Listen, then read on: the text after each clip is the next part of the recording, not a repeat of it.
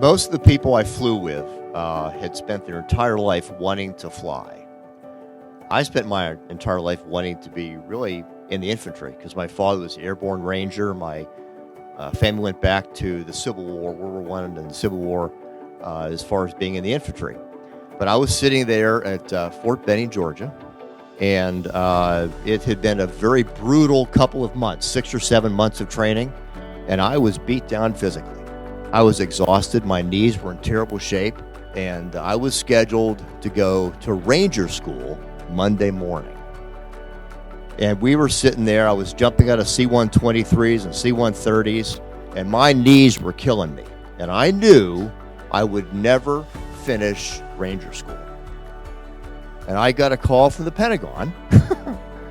The Army had just figured out how to put tow missiles on a Cobra helicopter.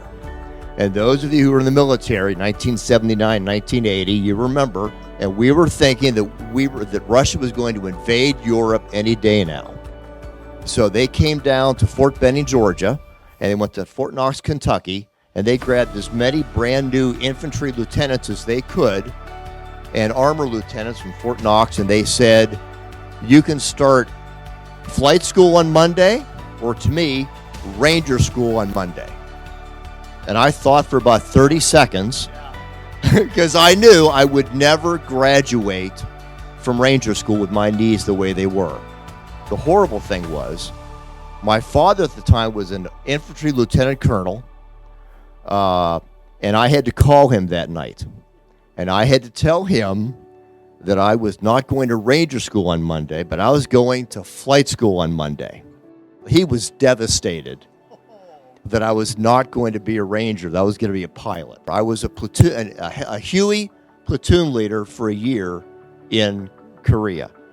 And almost all of my pilots had flown for thousands of hours in Vietnam.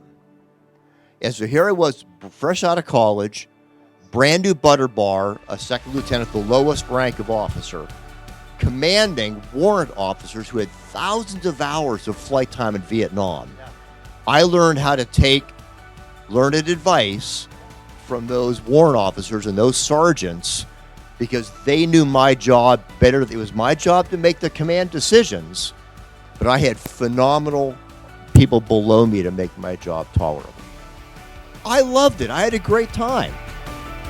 Thank you so much, Dave. How wonderful.